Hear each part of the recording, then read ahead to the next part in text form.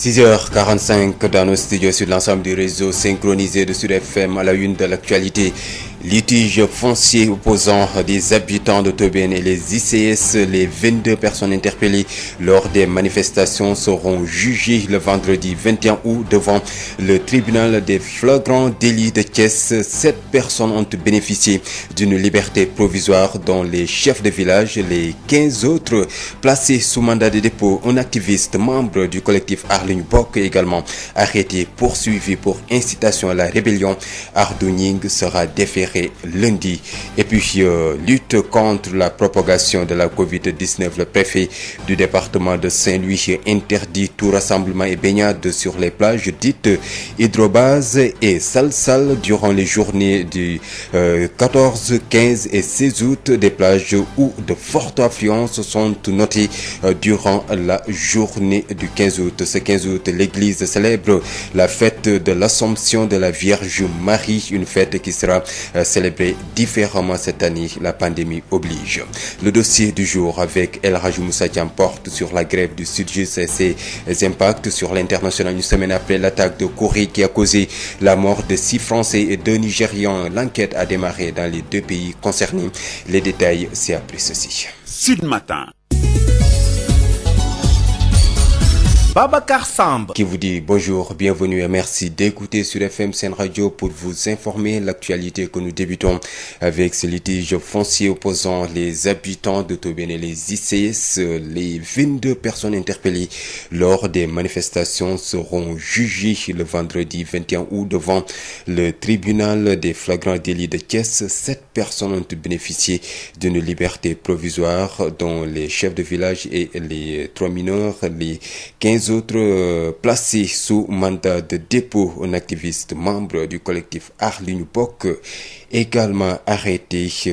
Ardou Gning sera déféré lundi. Plus de détails avec Maître Khoureyssi Ba au micro de Birama Ndiaye. Les jeunes des villages de Tobène, Mbenguen, Fitian, vous savez, c'est des villages qui sont proches du domaine convoité justement par les ICS, et suite aux négociations qui avaient été faites entre les ICS, l'État et les populations, aux négociations tournant autour des indemnisations. Un accord n'avait pas pu être trouvé finalement, ce qui a valu la réaction des populations quand ils ont vu que les ICS n'en faisaient qu'à leur tête et que les gens étaient en train donc de s'approprier leurs terres. Voilà, ce qui a amené vraiment une certaine effervescence qui s'est muée en sorte de rébellion. Déjà en février, il y avait des échauffourées, les gendarmes en avaient été victimes. Cette fois-ci, ça a été beaucoup plus grave. Et les gendarmes, comme vous le savez, sont allés les cueillir à domicile, alors que des convocations avaient été dûment envoyées. Et les gens sont allés au petit matin les cueillir. Ça a été une grande razzia qui s'est soldée donc par 22 interpellations. Et une 23e intervenue tout à l'heure du jeune Ardou Gning, un activiste de Aar Li Ñu Bokk, qui est réputé dans la publication de vidéos, d'audio sur Internet, et qui est également poursuivi du chef d'incitation à la rébellion. Bon, je dois préciser que pour les autres, pour l'ensemble, ils sont poursuivis pour actions diverses, rassemblement illicite, violence à agent dans l'exercice de leurs fonctions ayant occasionné des blessures graves ou des blessures volontaires, et incitation à la rébellion. Le tout nouveau procureur de la République, Abdoulaye Ba, que je félicite pour son dévouement, son professionnalisme, appuie également en concertation avec l'autorité supérieure, le procureur général de Thiès, M. Cheikh Tidiane Diallo. Donc, ordonner des libertés provisoires au nombre de 7, tous essentiellement les chefs de village, le leader coutumier, vraiment du regroupement de ces 3 villages, et les 3 mineurs, à charge pour les mineurs justement d'établir leur minorité. Le reste donc de la troupe est déjà placé sous mandat de dépôt à l'heure où je vous parle. Ils sont en train d'intégrer les locaux de la maison d'arrêt de Thiès. Maître Khoureyssi Ba, avocat des 22 personnes interpellées lors des manifestations de Tobène. Victimes d'expoliation foncière de toute nature, les populations de Dougar alertent les populations publiques, les pouvoirs publics autant pour moi. Cette fois-ci, il s'agit d'un opérateur privé dénommé Peacock, assisté par l'armée à l'effet d'appliquer Un lotissement d'une parcelle de terrain à lui attribuer un manque de respect envers les populations selon le consortium de réalisation commerciale et d'investissement cabinet mandaté par les habitants qui exigent le retrait immédiat de l'armée, sinon la population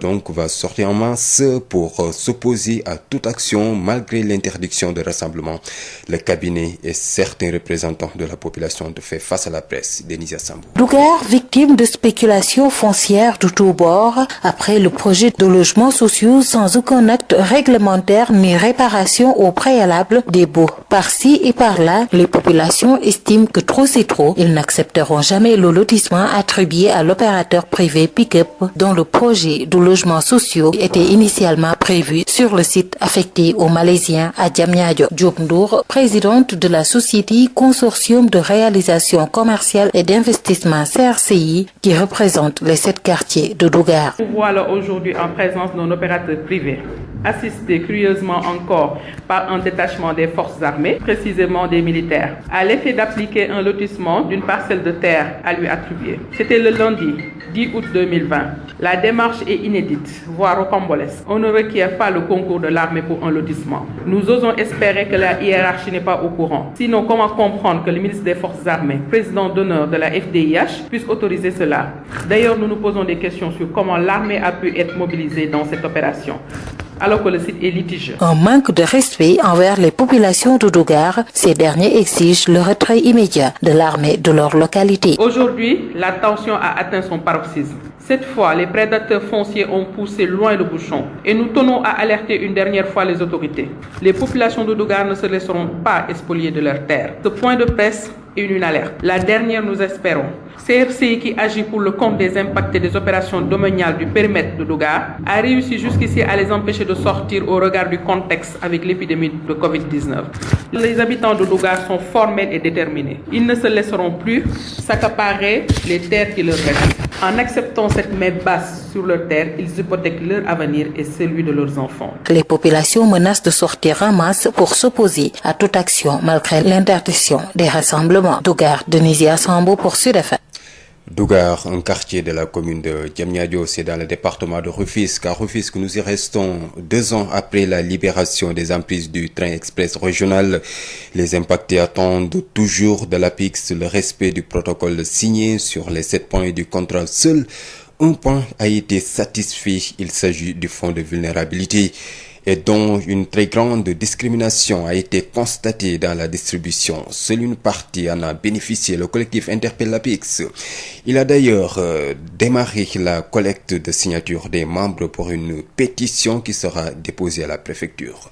Youssouf Al, membre du collectif des impactés du train express régional de Rufisque au micro de Denisia Sambou. Bon, nous nous sommes levés en tant que collectif des impactés du TR de Rufisque parce qu'il s'est passé quelque chose 2 semaines avant la Tabaski. Apparemment, des indemnités, fonds de vulnérabilité sont sortis. Mais notre problème, c'est que tout le monde n'a pas bénéficié de ça. Bon, si on dit impacté, c'est tout le monde qui est impacté. Donc, si on devait donner des fonds de vulnérabilité, ça devait concerner tout le monde. Donc, on demande à l'APIX, qu'est-ce qui se passe? On a attendu 2 ans avant que nous quittions nos maisons. On avait signé des protocoles avec plusieurs points qu'on devait satisfaire. Mais parmi ces points, s'il y a 7 points que j'ai notés, un seul est satisfait en ce moment. Et ce point-là, ce n'est pas tout le monde qui en a bénéficié, ce fonds de vulnérabilité. Les autres points, il y a des retards de paiement. Il y a certains qui n'ont pas été payés jusqu'à présent. Et parmi eux, il y en a ici derrière moi. Il y a le fonds de relogement. Ils ne nous ont pas encore donné ça. Le barème foncier doit être rétabli parce qu'on nous avait dit qu'il y avait un barème pour Dakar, un barème pour Rufisque, un barème pour Pikine. Mais le président de la République avait jugé que le barème de Rufisque n'était pas correct. Et un conseil interministériel avait été organisé par le premier ministre d'alors. Donc ça a duré un peu. Ils ont organisé ce conseil interministériel pour changer le barème de Rufisque. Jusqu'à présent,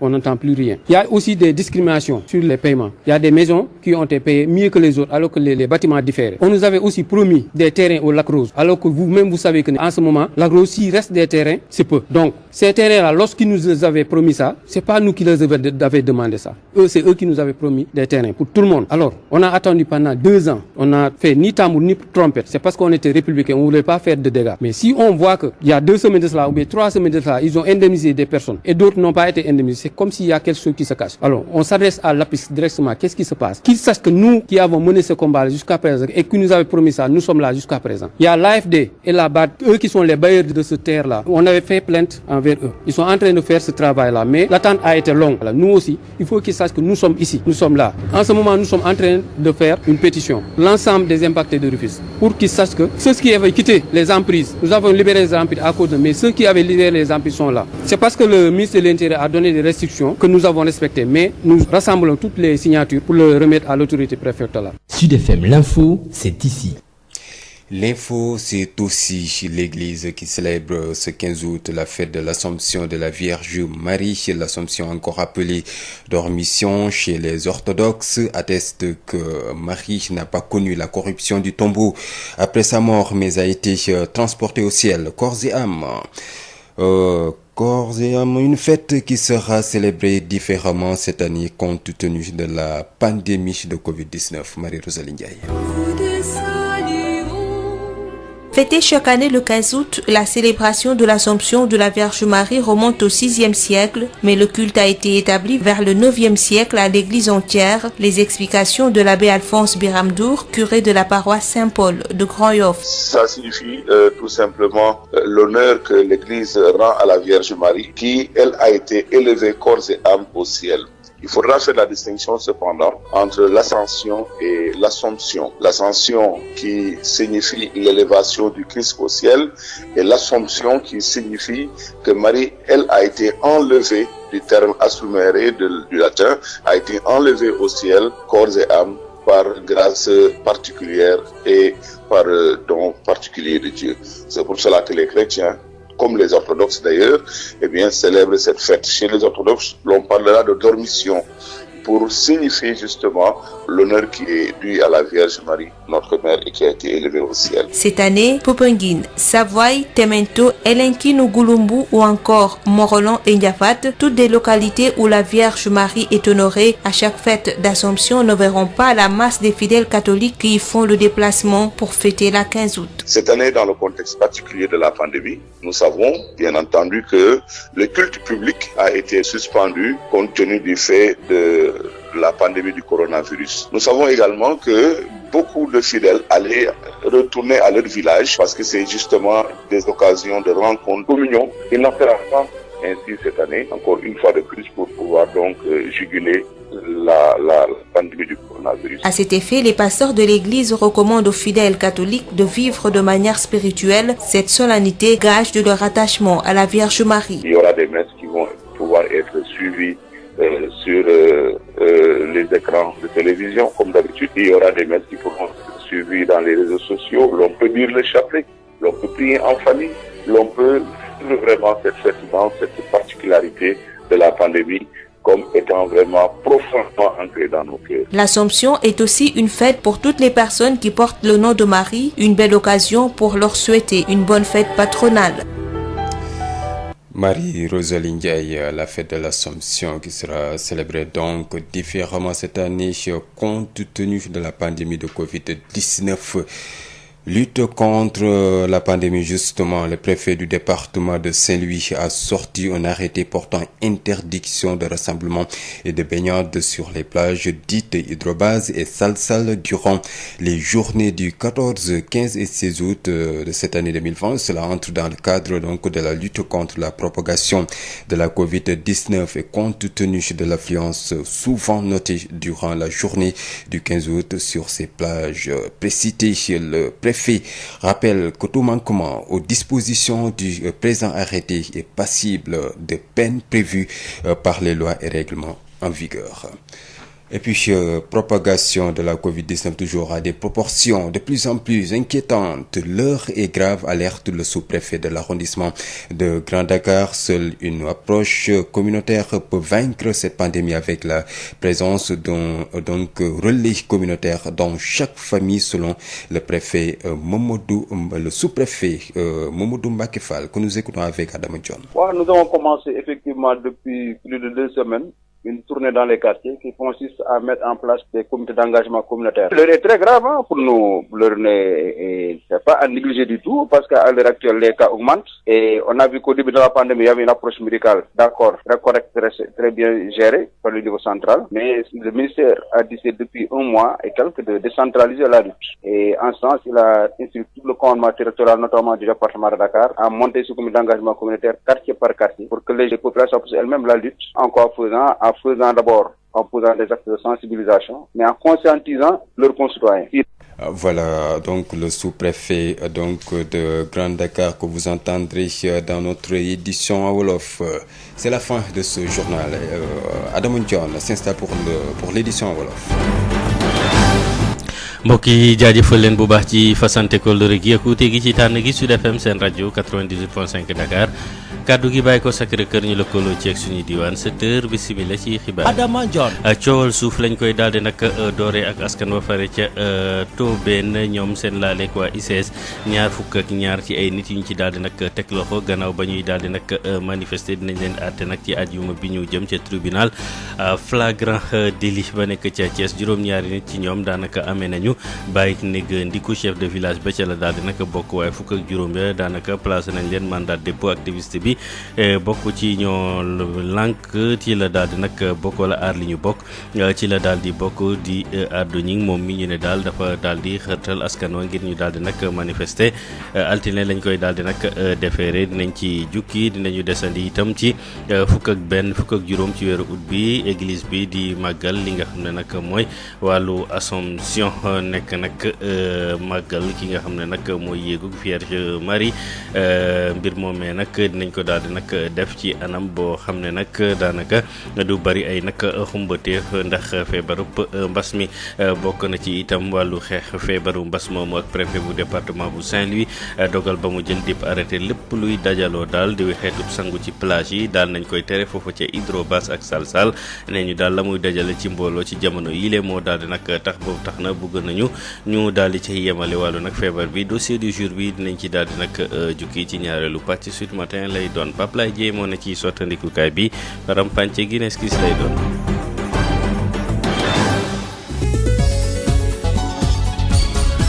Adama Ndione. ci kàddu gi ñu daal di koy nag door ak ñaar fukk ak ñaar ci ay nit yu ñu daal di nag defere ca Tiwaawoon gannaaw ba nga xamee ne nag ay manifester lañ doon amal ñoom nag dinañ leen atte ci àjjuma ji ñaar fukki fan ak benn weeru ut bi ci kanamu tribunal flagrant délit ba nekk ca Thiès mbirum suuf nag moo daal di nag tàbbi seen digg ak ICS askan wu Tobène kon juróom-ñaar yi ñoom ci mujjantal ga bàyyi nañ leen chef de village bu Tobène ci la daal di nag bokk waaye teewul nag am na yeneen fukk ak juróom yoo xam ne ñoom la ñu daal di nag téye fas leneen arte activiste bii di Ardo Ñing ñu teg ko ci loxo ne ñu dinañ ko defere ci altine ji leeral yeeg maître Khoureyssi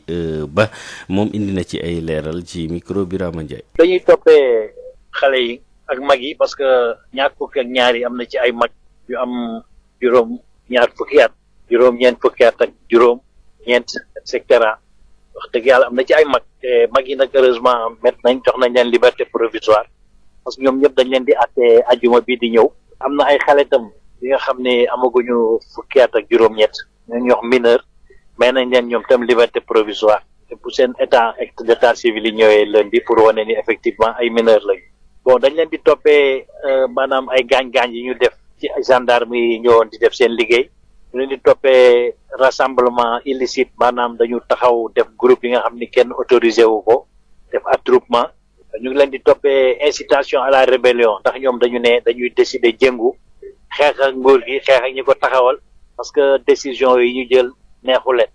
bon lii yëpp di ko indi mooy problème foncier bi am diggante ICS ci suuf yi mu bëggoon yokk pour usine am yi suuf yooyu impacté village yi ñu xam village u Mbengeen di village u Tobène village u Kicaan ñoom dañ doon discuter ci li ñu leen di jox ndàmpaay état bi proposé leen ak ICS proposé leen ku nekk 1,5 million donc ñoom bi dañ ne 1 million bi xeeb nañ ko ñu ñoo nañ leen jox fanweeri million muy 30 millions ICS ne loolu bare na mënoon nañu discuter nag ñii wàññi ñii yokk dañu mën trouver terrain d'entente mais malheureusement defuñu loolu comme ni ñu tàmm def Sénégal rek dañuy ñëw rek jaay doole rek forcé rek indi seen gendarme rek leen acca ñu ngi commencé liggéey jóge leen fi nga xam nga tam loolu neexul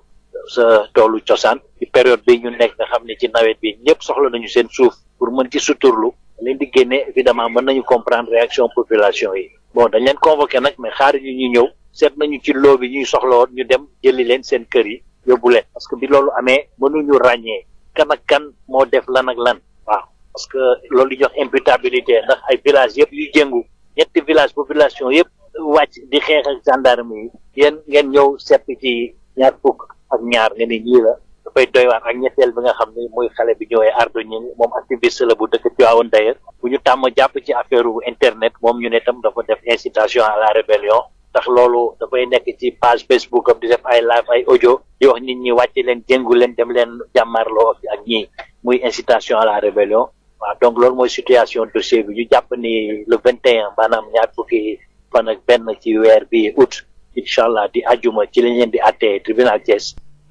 ba tey ci sool suuf la ñuy daal di nag des ak askan wa fare ca Dougar ñu ngay daal di nag artu pouvoir public yi bi yoon nag ne ñu ab opérateur privé bi wéy ci turu Peacock moom la ak ci taxawaayu armée bi ko jàppale la ñu daal di nag fas yéene jébbal ay parcelle terrain foofule ñoom ñu jàpp ne ñoom askan wa mbir moomu daal ña xañ leen seen i nag gëdd la ba tax nag ci seen consortium bi nga xam ne moo leen daal di nag taxaw ak cabinet ba ñu mandaté ngir mu daal di leen amale xeex googu ñu bëgg nag waa armée bi daal di jóge ci barab ba nu mu gën a gaawee lu ko mooy donte tere nañu rassemblement dinañu daal di nag génne manifester cabinet bi nag daal di ci ànd ak ñenn ci askan wa jàkkaarloo ci taskatu xibaar yi Denisia Samb. Dougar sonn na ci suufam gu ñuy caxat-caxatee saay su nekk gannaaw projet logement sociaux yi buy dugg ci seen gox waaye tamit ay boo yoo xam ne dañu ko jox ay opérateur privé ba mujj bi waa Descos toj fa yenn kër bi lay yoon nee nañu duñu nangu nag opérateur privé bi di pick-up amal fa ab lotissement. Diop Ndour présidentu cabinet CRCI di xeexal waa Dougar moo wax ci seen tour. pick-up na génn ci suufu jàmbur dëkk ba mu nekk moomu ko na dem fañ ko joxoon mooy fa malaisiens yi nekk ci entrée dëkku Diamniadio boo xoolee ci sa gauche fi gendarmerie bu bees bi nekk fa lañ leen joxoon nañ dellu fa ñu nekkoon kenn mosu leen a jox après 2 kilomètres. président nan lay waxee tey génnee décret ne leen fii lañ leen jox ci entrée Diamniadio ñu def la leen neex créer seen décret bopp mooy glisser de 2 kilomètres dem ci gannaaw gannaaw hôpital des enfants muy Dougar ne fa la ñuy nekk. en plus de surcroît des étrangers ay marocains yoo xam ne nii boo demoon Maroc di nga fa am suuf wala ñu jox la fa suuf amul. askan wi jàpp ne nag lu ëpp tuuru te mbir mi sax ñàkk respect lay nuru tax ñu ne nag na fa armée ba jóge. armée na jóge ci village Dougar amul dara luñ fay def foofu la fa nekk waa Dougar ñoo ko moom Masamba moomul Mademba moomul amul privé bu ko moom te ña fa nekk la ñu moom dafa am ay këyit yu leer. nañu bàyyi suufu jàmbur yi nañu bàyyi jaay doole bi ñuy jaay doole population bi waa Dougar sonn nañ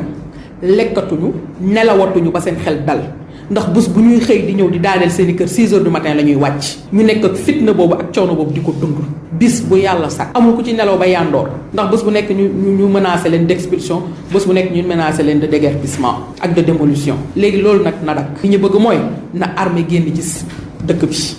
Dougar ñoo moom seen suuf nañ leen bàyyi ak seeni suuf. bu ko moyul dinañu wàcc nag ca bërëb ba wane seen bopp ci jamono ji nga xam ne nag ñu ngi tere rassemblement. Dougar Denisia Samb pour Sud FM. ca Rufisque ñaari at gannaaw libération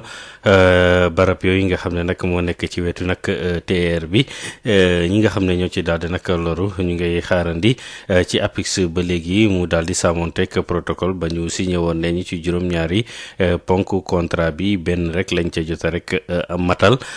mu nekk rek fond bi nga xam ne ñi daal di néew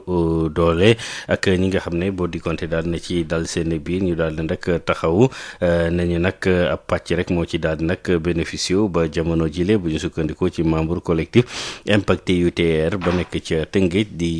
Youssouf Fall ñu déglu ko Denisia Samb. collectif TER Rufisque yàlla dafa def ça fait 2 ans ngi nii ñuy xaar ñu digoon ba ñu jógee ba tey te kenn joxuñu ñu ko bon 2 semaines nag avant tabaski ji dafa am ay xaw ma aide lañ ko tudde xaw ma lan lañ ko tuddee mais dafa am ay xaaj bu fi génn muy 1,2 million ñu jox ko yenn famille te comme ñun bi ñuy def collectif dañ doon xeex pour ñëpp bokk ci bon ñuy laaj suñu problème mooy lu tax ñu jox ñi bàyyi ñi te bu dee jóg rek jóg kese la looloo tax na ñu newaat collectif bi li fi nekkoon moo fi ne ba tey c'est vrai que 2 ans dañu defoon ay promesses moo taxoon ñu toog di xaar on était républicain parce que dañ toll jamono joo xam ne pour ñun xeex ak xulo waratul am ay points yu bari lañu waraloog ñun points yi bokk na ci fonds de vulnérabilité apparemment li ñu joxe nii nee nañ fonds de vulnérabilité mais ñun dañoo jàpp ne bu dee fonds de vulnérabilité la tudd ça doit servir à tout le monde kon ñëpp ñoo ko war a bénéficier wu mais ñu jox ñi bàyyi ñee ñun ñi nga xam ne dañ jiite woon collectif bi suñu am nii ñu ko dégg ñoo xam ne bokkuñu dañuy foog ni ci ñun la loolu taxoon ñu jógaat ne nañ jóg wax ko ci presse bi pour ñu xam ni dépendre ci ñun waa nañ laaj waa APIX ñoom ñu wax ñu lan moo tax ñu jox ñi bàyyi ñee nee nañ fonds de vulnérabilité bi lañ toll mais depuis 2 ans bi ñu jógee ñun suy kër yi ba tey parmi les points yi ñu joxoon defe naa fonds de vulnérabilité boobu rek moom moo ci génn te on a attendu 2 ans sans tambour ni trompette ñu jox ñi bàyyi ñee retard de paiement am na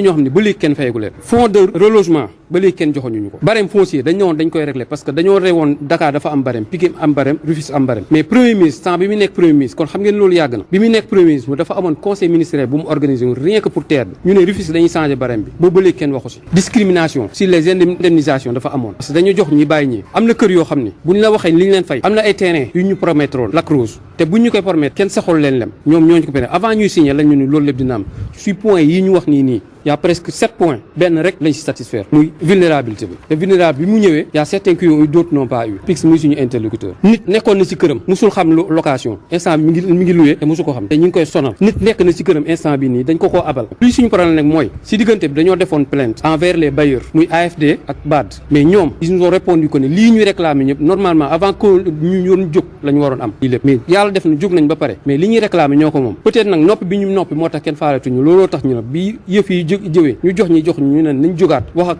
état bi su dee si moom la mu jàpp ni nit ñi fi jógoon ñu ngi fi ba tey. Sud FM.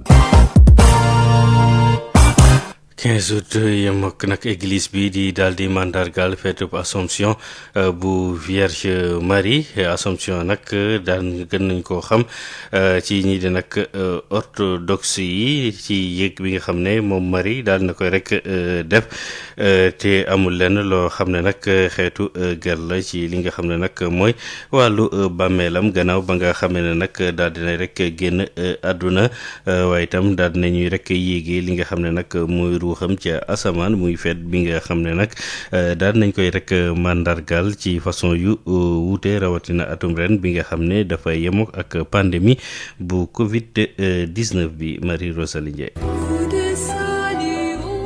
ñu koy xumbal at mu nekk fukki fan ak juróom ci weeru août ñu koy wax 15 août feetu Assomption ñu ngi ko tàmbalee xumbal dalee ko 6e siècle waaye ba ñu tolloo ci 9e siècle dañ ko tàmbalee màggal ci jàngu bi bu ñu sukkandikoo ci leeral yi bawoo ci abbé Alphonse Biram Ndour di curé bu paroisse Saint-Paul bu Grand Yoff. Mariama mu sell borom bi suñu yàlla def ko tànn teg ko fu mu tegul benn jigéen moo tax ci kàddu malaaka ga daf ko ne maa ngi lay nuyu yow mi nga xamante ni fees yiw ci bëtu yàlla ci kanamu yàlla barkel nga ci jigéen ñi ñëpp te ki nga ëmb barkel nag addu Élisabeth bi looloo waral aussi ñu jàpp ni ñun chrétien dañ ko war a sargal dañ ko war a ekkati Assomption nag li nga xamante ne moom la ñu war a kumbal nag wax dëgg yàlla mooy Mariama mi nga xamante ne borom bi suñu yàlla ekkati na ko ak jëm-jëm ca asamaan ba mu nelawee da ko yàlla jëlee ci suuf yëkkati ko ca asamaan kooku mayeen yàlla la kumpale ci suñu njëgu chrétien. bërëb yi mel ni Popenguine Savoie Temento Elinkine wala Gouloumbou Morolan ak Ndiafate di ay bërëb yoo xam ne dañu fay sargal Mariama mu sell mi saay suñuy màggal feetu Assomption du gis ndiiraan nga fa daan daje at mu nekk bu ñu dee màggal 15 août. chrétien yi tàmmoon nañu di dem ci bërëb yooyu ngir dem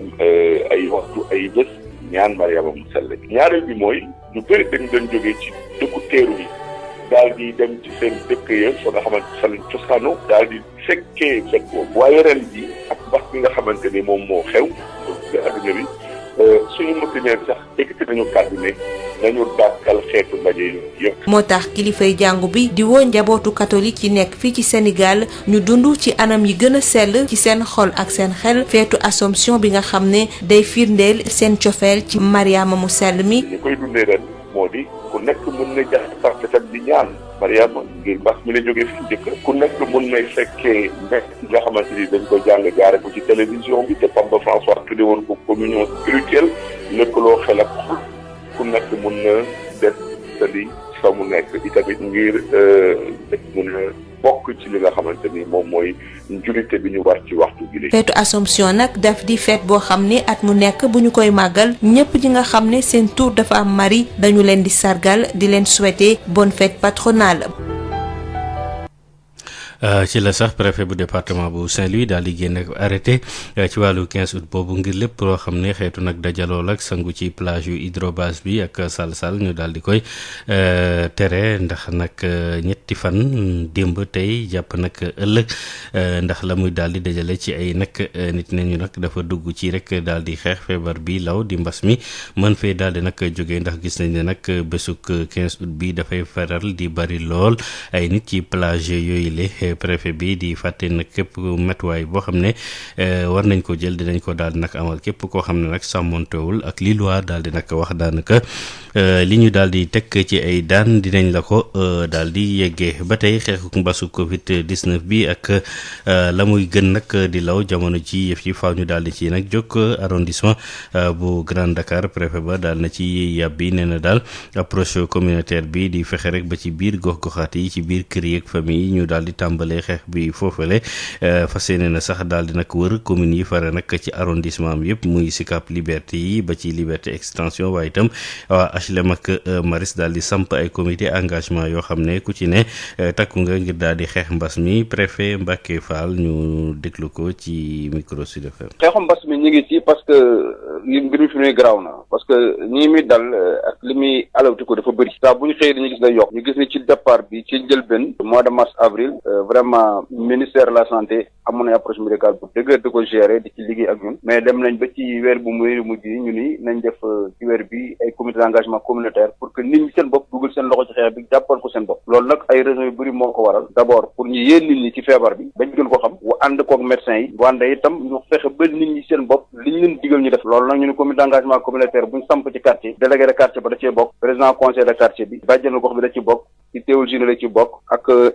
technicien santé bi ak waa comité de santé bi ñu jël xeex bi ñoom seen bopp ñu xamal leen ak ci jaar ko ci médecin bi bu dara xewee nan la ñuy def mais aussi nan la ñuy def ba fàggante ko ci feebar ci kaw loolu ñu bëgg kër gu nekk ñu am fa benn nit boo xam ni sentinelle lay doon ci kër gi moo xam yaay xale yi la wala papay xale yi wala jeune bu fa dëkk boo xam ne moom lañ koy jox outils yi mu war a am yépp jumtukaay yi xam ne masque yi joxe moom dina ci jot mais aussi dina fexe ba seen waa kër respecter geste barrière yooyu maanaam di takk masque génn boo ci kër gi mbaa nga boo dugg sa raxasu buñ jógee ci kër gi ñu def distanciation loolu daal lañ gis ni buñ ko defee am nañ yaakaar ni dañ ko respecté ci kër yëpp te bu kër yëpp respecté buñ dajee ci penc mi dina ñoŋ def nañ liberté 2 def nañ liberté 1 buñ paree dinañ jàll liberté 4 à partir de mardi jàll liberté 5 jóge fa dem liberté 6 def 6 extension buñ paree aussi continuer parce que yeneen comité am fu mel ni Biscuiterie yi ñu ngi fay dérouler action avec président comité de santé bi aan aussi dinañ fa dem danañ dem HLM noonu lañ koy tege ba quartier yëpp daj 99 quartier arrondissement Grand Dakar ñoo xam ne 6 communes yëpp nañ fa am ay ñu fay yëngatu ñoo xam ne ñoom seen mbir yëpp ci feebar bi lay doon pour xeex feebar.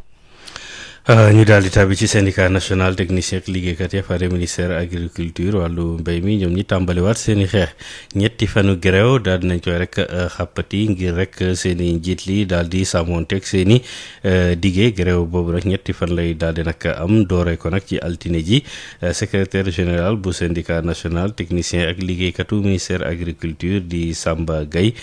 àdduna ci ñu déglu ko ak Mamadou Camara. altine incha allah talaata àllarba agent yi nga xam ne ñoo nekk ci ministère agriculture danañ banque seen loxo delluwaat buum ca booy dañoo dajoo nag suñu ministre bi ba mu wootee bu ñuy def grève ne nañ toog waxtaan ñu ne kuy dem waxtaan du yóbbu ale paaka na damay toogaale ak moom ñu ne nañ bàyyi grève bi ñu doon def yëpp toog déglu kilifa gi mu wax ñu la tax mu wootee bi mu ñu wooyee nee nañu dañuy teg benn comité boo xam ne bi ñun waaye ministère bi dañuy toog waxtaan buñ juboo ci ay ponk ñu tënk ko bu ko defee li ma ci mën a saafara ñu saafara ko li ma ci mënta saafara ma jébbal ko yeneen ministères yi wala président de la république boobu ba léegi amul kayit bu sax bu signé boo xam ne bii nii wax na ne d'accord nañ ci kàddu gi secrétaire général am boobu lay yónni mu présider réunion bi muy jéem a jox ay ordre ku bëgg a saafara ay mbir yaakaar naa ne bu ngeen waxtaanee ba tënk ay mbir loo xam ne nii jibowoon nga ci kàddu war ngeen ko tënk ci kayit mu signé ko ñi commencé liggéey bu fekkee ne nag ay naxaate la woon naa leen toog nañ waxtaan nañ mu jël ay photo publier ñu bindal ko lu ko neex ne wax dëgg yàlla ñu ngi ci jàmm te jàmm kat lu ko jiitu mooy dëgg gi tant que amul jàmm du mën a am. directeur enquête ak statistique ak agricole ak yeneen chef de service yi nga xam ne ñoo nekk Louga ak Saint-Louis dañuy jël suñu naataango yi nga xam ne ay syndicaliste lañ di leen génne di indi ay nit ñoo xam ne bokkuñ ci ministère agriculture di leen jox ay moto agriculture ñuy def enquête yi ci place agent yi. terrain yi li fa amoon ca ministre Abdoulaye Seck ba léegi moo fa nekk ñaar fukki hectares lañ ñu joxoon fii ci Diass cabinet bi ak ministère bi kenn waxuñu nuñ ko séddalee te loolu ay kayit yu wóor lañ joxe woon ne am nañ ko kon nit ñi fa nekkoon ci ministère ba léegi ñoo war ministère bi di def lu leen neex suñ terrain yooyu te loolu dafa war a leer jàpp nañ ne bu fekkee ne ku toll ni ministre signé na benn kii ne am nañ nangami hectare bàyyi ko fi du ne ministre bi changé nañ ko la ñuy joxoon jël nañ ko la ñuy joxoon jàpp nañ ne ba léegi mu nga fa kon ña ko amoon di ko saax-saaxee di ko séddoo ci seen i biir ñoom waaye cabinet ministère bi ñoo nekk encore di séddoo terrain. agent yu direction protection végétaux di DPV ñoom itam ne ñu dinañu dem ci grève boobu nga xam ne techniciens yi liggéeykatu ministère agriculture moom la ñuy daal di nag woote ci boobu jamono nag yi nga xam ne ñooy njéeréer yi ñu ngay tàmbalee jël ay baaxaas ay pàcc yu bari ci ay nag tool rawatina nag foofee ca diwaanu nag Louga ñu ngi koy yàqate waaye yeneen pàcc yi ci biir réew mi yi nga xam ne buñ ci taxawul mën na am lu mu daal di yàq ci nawet gi Kaolack Mamadou Camara. syndicat national bi boot techniciens yi ak liggéeykat yi nekk ci ministère bi ñu dénk wàllu mbay mi ñoom kat duñu wéet ci seen xeex bi ndax agent wu DPV yi Samba Gueye di secrétaire général syndicat national bi boot liggéeykat yi ak techniciens yi nekk ci ministère de l'agriculture ak équipement rural di ko dëggal. bu soobee yàlla ñu ne base DPV yi nga xam ne ñoo nekk ci Sénégal yëpp faf nañ ene ànd. waaye nag ci jamono jooju ay soccat ak yenn xeetu gunóor yi tàmbali nañoo dugg ci yenn tool yi ci biir réew mi. soccet yi ñu ngi leen di gis ci région Louga gis nañ leen fii ci centre bi fii région Kaffrine gis nañ leen feneen ak feneen am na ci yeneen sax ak yeneen gunóor yoo xam ne yii nii ñu ngi waaj aussi di commencer pour di waajal li nga xam ne lii nii mooy meññantal bi parce que gunóor yi attaqué meññantal bi bokkut ak yi nga xam ne yi mooy attaqué gàncax gi buy commencer di sax loolu yëpp am na ci réew mi. ministre bi ñu dénk wàllu mbay mi ak ñi koy jàppale ñoom war nañ cee ut ay pexe nu mu gënee gaaw balaa yenn tool yi di yàqu ndax soccant yi ak yenn gunóor yi. Kaolack Mamadou Camara Sud FM. Adama Ndione. mbokk yi fii la ñuy ak yéen ci pàcc bu njëkk Sud Matin ñaareelu pàcc bi 7 heures bu tegalee 30 minutes lay daal di doon fii ak juróom benn si midi kon Babacar Samb dellu si waat ci ñaareelu pàcc Sud Matin jaajëfal bu baax Pape Laye Dieye mi ñu àndaloon ci sottanikukaay bi mbokk yi ñuy déglu jërë ngeen jëf. Babacar Samb. Bonjour, bienvenue, merci d'écouter Sud FM Sen Radio pour vous informer l'actualité que nous débutons avec le syndicat national des techniciens et travailleurs du ministère de l'Agriculture qui déterre la hache de guerre. Une grève de 72 heures est décrétée pour repousser la tutelle à respecter ses engagements. Une grève de 3 jours qui sera entamée à partir de lundi. Samba Gueye, le secrétaire général du syndicat national des techniciens et travailleurs du ministère de l'Agriculture et de l'équipement rural, est au micro de Mamadou Camara. Non au dilatoire du ministre de l'Agriculture et de l'équipement rural. Nous avions suspendu nos grèves parce que c'est lui qui avait appelé à la négociation. Et lors de cette négociation, il était convenu de mettre en place un comité paritaire, un comité où on va discuter pour trouver un terrain d'entente sur les points auxquels il peut satisfaire, les autres points qu'il ne peut pas satisfaire, il les transfère au niveau du ministère des Finances ou bien même au niveau du président de la République, comme il avait dit qu'il avait reçu des instructions du président de la République. Mais malheureusement, depuis lors, avec son secrétaire général, ils sont en train de jouer du dilatoire parce qu'un comité où il dit que les décisions ne lient pas le ministre, ça veut dire quoi? Qu'ils veulent nous faire des va-et-vient, faire des négociations qui n'aboutiront à rien du tout. Au niveau des enquêtes de statistiques agricoles, il y a quand même des discriminations. Ça, nous l'avons constaté à Louga, nous l'avons constaté à Diourbel, et nous disons à ces chefs de service qui ont reçu des instructions d'enlever des agents qui sont engagés dans le syndicat parce que tout simplement actuellement, ce sont des agents qui réclament leurs droits, qu'on leur dit que vous ne devez plus participer aux activités de travail du ministère et nous ne l'accepterons pas. C'est pourquoi nous allons décréter à partir de lundi prochain 72 heures de grève, lundi, mardi, mercredi. Les terrains avec Pape Ablaye Seck, c'est toujours une nébuleuse. C'est toujours le cabinet du ministère qui gère des milliards et les terrains qu'on nous avait octroyés de 20 hectares, il y a un blackout total sur la procédure d'attribution des terrains. Le ministre n'est pas encore dans la dynamique d'assurer la souveraineté alimentaire telle que l'a définie Monsieur le Président de la République du Sénégal. Et nous ne soutenons pas ce ministre dans ses activités qui n'ont rien à voir avec le développement de l'agriculture. À l'instant, Samba Gueye, le secrétaire général du syndicat national des techniciens et travailleurs du ministère de l'Agriculture et de l'équipement rural.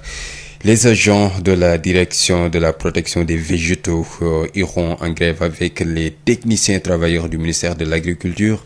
Pendant ce temps, des criquets ravageurs de champs et d'autres parasites ont fait leur apparition à Louga dans une partie de la zone centre et dans d'autres localités. Mamoudou Kamara. Le syndicat national des techniciens et travailleurs du ministère de l'Agriculture et de l'équipement rural sera épaulé dans son combat par les agents de la direction de la protection des végétaux. Samba Gueye, le secrétaire général du syndicat national des techniciens et travailleurs du ministère de l'Agriculture et de l'équipement rural, confirme. Les bases de la DPV qui sont chargées de faire la prospection et ils vont encore suspendre leurs activités. Et au même moment, des criquets et des parasites se sont signalés dans des champs à l'intérieur du pays. Et je vous signale aussi que nous avons jusqu'à présent constaté des attaques au niveau des champs, des parasites à Louga, nous l'avons constaté, dans le centre du pays, ici à Kaffrine, nous l'avons constaté, et dans d'autres régions. La tutelle et les services compétents sont à la fois alertés et avertis. Kaoulad, Mamoudou Kamara, Sud FM. Litige foncier opposant des habitants de Tobène à l'industrie, les ICS, les 22 personnes interpellées lors des manifestations seront jugées le vendredi 21 août devant le tribunal des flagrants délits de Thiès. 7 personnes ont bénéficié d'une liberté provisoire dont les chefs de village. Les 15 autres placés sous mandat de dépôt, un activiste membre du collectif Arligne Bok également arrêté. Poursuivi pour incitation à la rébellion, Ardo Nying sera déféré lundi. Maître Khourechiba avec Biramandiaï. Les jeunes des villages de Tobène, Mbengen, Kichan, vous savez, c'est des villages qui sont proches du domaine convoité justement par les ICS. Et suite aux négociations qui avaient été faites entre les ICS, l'État et les populations, aux négociations tournant autour des indemnisations, un accord n'avait pas pu être trouvé finalement, ce qui a valu la réaction des populations quand ils ont vu que les ICS n'en faisaient qu'à leur tête et que les gens étaient en train donc de s'approprier leurs terres. Voilà, ce qui a amené vraiment une certaine effervescence qui s'est muée en sorte de rébellion. Déjà en février, il y avait des échauffourées, les gendarmes en avaient été victimes. Cette fois-ci, ça a été beaucoup plus grave. Et les gendarmes, comme vous le savez, sont allés les cueillir à domicile, alors que des convocations avaient été dûment envoyées. Et les gens sont allés au petit matin les cueillir. Ça a été une grande razzia qui s'est soldée donc par 22 interpellations. Et une 23e intervenue tout à l'heure du jeune Ardo Nying, un activiste de Arligne Bok, qui est réputé dans la publication de vidéos, d'audio sur Internet, et qui est également poursuivi du chef d'incitation à la rébellion. Bon, je dois préciser que pour les autres, pour l'ensemble, ils sont poursuivis pour actions diverses, rassemblement illicite, violence à agents dans l'exercice de leurs fonctions ayant occasionné des blessures graves, ou des blessures volontaires, et incitation à la rébellion. Le tout nouveau procureur de la République, Abdoulaye Ba, que je félicite pour son dévouement, son professionnalisme, appuie également en concertation avec l'autorité supérieure, le procureur général de Thiès, M. Cheikh Tidiane Diallo. Donc, ordonné des libertés provisoires au nombre de 7, tous essentiellement les chefs de village, le leader coutumier vraiment du regroupement de ces 3 villages, et les 3 mineurs, à charge pour les mineurs justement d'établir leur minorité. Le reste donc de la troupe est déjà placé sous mandat de dépôt à l'heure où je vous parle. Ils sont en train d'intégrer les locaux de la maison d'arrêt de Thiès. Victimes d'expoliation foncière de toute nature, les populations de Dougar alertent les pouvoirs publics. Cette fois-ci, il s'agit d'un opérateur privé dénommé Peacock, assisté par l'armée à l'effet d'appliquer un lotissement d'une parcelle de terrain à lui attribuée. Un manque de respect envers les populations selon le consortium de réalisation commerciale et d'investissement, cabinet mandaté par les habitants qui exigent le retrait immédiat de l'armée, sinon la population va sortir en masse pour s'opposer à toute action malgré l'interdiction de rassemblement. Le cabinet et certains représentants de la population fait face à la presse, nous dit Denisia Sambou. Dougar, victime de spéculation foncière de tous bords après le projet de logements sociaux sans aucun acte réglementaire ni réparation au préalable des baux. Par-ci et par-là, les populations estiment que trop c'est trop. Ils n'accepteront jamais le lotissement attribué à l'opérateur privé Pick-up dont le projet de logements sociaux était initialement prévu sur le site affecté aux Malaisiens à Diamniadio. Diop Ndour, présidente de la société Consortium de réalisation commerciale et d'investissement CRCI qui représente les 7 quartiers de Dougar. Voilà aujourd'hui en présence d'un opérateur privé, assisté curieusement encore par un détachement des forces armées, précisément des militaires, à l'effet d'appliquer un lotissement d'une parcelle de terre à lui attribuer. C'était le lundi 10 août 2020. La démarche est inédite, voire rocambolesque. On ne requiert pas le concours de l'armée pour un lotissement. Nous osons espérer que la hiérarchie n'est pas au courant. Sinon, comment comprendre que le ministre des Forces armées, président d'honneur de la FDIH, puisse autoriser cela? D'ailleurs, nous nous posons des questions sur comment l'armée a pu être mobilisée dans cette opération, alors que le site est litigieux. Un manque de respect envers les populations de Dougar, ces derniers exigent le retrait immédiat de l'armée de leur localité. Aujourd'hui, la tension a atteint son paroxysme. Cette fois, les prédateurs fonciers ont poussé loin le bouchon et nous tenons à alerter une dernière fois les autorités. Les populations de Dougar ne se laisseront pas spolier de leurs terres. Ce point de presse est une alerte. La dernière, nous espérons. CRCI, qui agit pour le compte des impactés des opérations domaniales du périmètre de Dougar, a réussi jusqu'ici à les empêcher de sortir au regard du contexte avec l'épidémie de Covid-19. Les habitants de Dougar sont formels et déterminés. Ils ne se laisseront plus s'accaparer les terres qui leur restent. En acceptant cette main basse sur leurs terres, ils hypothèquent leur avenir et celui de leurs enfants. Les populations menacent de sortir en masse pour s'opposer à toute action malgré l'interdiction des rassemblements. Dougar, Denisia Sambou pour Sud FM. Denisia Sambou depuis Dougar, un quartier de la commune de Diamniadio, c'est dans le département de Rufisque. À Rufisque, nous y restons. 2 ans après la libération des emprises du train express régional, les impactés attendent toujours de l'APIX le respect du protocole signé.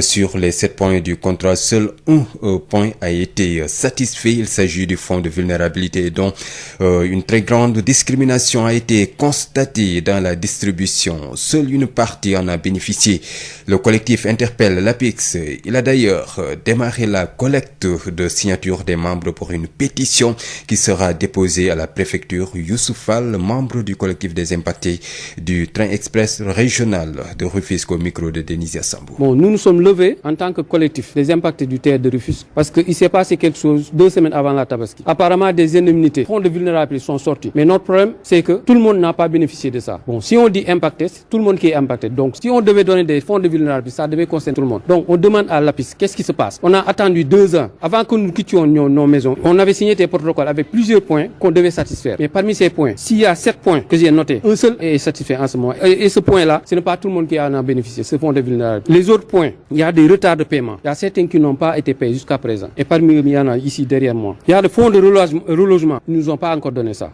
Le barème foncier doit être rétabli parce qu'on nous avait dit qu'il y avait un barème pour Dakar, un barème pour Rufisque, un barème pour Pikine. Mais le président de la République avait jugé que le barème de Rufisque n'était pas correct. Et un conseil interministériel avait été organisé par le premier ministre d'alors. Donc ça a duré un peu. Ils ont organisé ce conseil interministériel pour changer le barème de Rufisque. Jusqu'à présent, on n'entend plus rien. Il y a aussi des discriminations sur les paiements. Il y a des maisons qui ont été payées est mieux que les autres, alors que les bâtiments différaient. On nous avait aussi promis des terrains au Lac Rose, alors que vous-même vous savez que en ce moment, Lac Rose, s'il reste des terrains, c'est peu. Donc, ces terrains-là, lorsqu'ils nous avaient promis ça, c'est pas nous qui les avaient demandé ça. C'est eux qui nous avaient promis des terrains pour tout le monde. Alors, on a attendu pendant 2 ans. On n'a fait ni tambour ni trompette. C'est parce qu'on était républicain, on voulait pas faire de dégâts. Mais si on voit qu'il y a 2 semaines de cela, ou bien 3 semaines de cela, ils ont indemnisé des personnes et d'autres n'ont pas été indemnisés, c'est comme s'il y a quelque chose qui se cache. Alors, on s'adresse à l'APIX directement. Qu'est-ce qui se passe? Qu'ils sachent que nous qui avons mené ce combat jusqu'à présent et qui nous avaient promis ça, nous sommes là jusqu'à présent. Il y a l'AFD et la BAD, eux qui sont les bailleurs de ce terre-là. On avait fait plainte envers eux. Ils sont en train de faire ce travail-là, mais l'attente a été longue. Alors, nous aussi,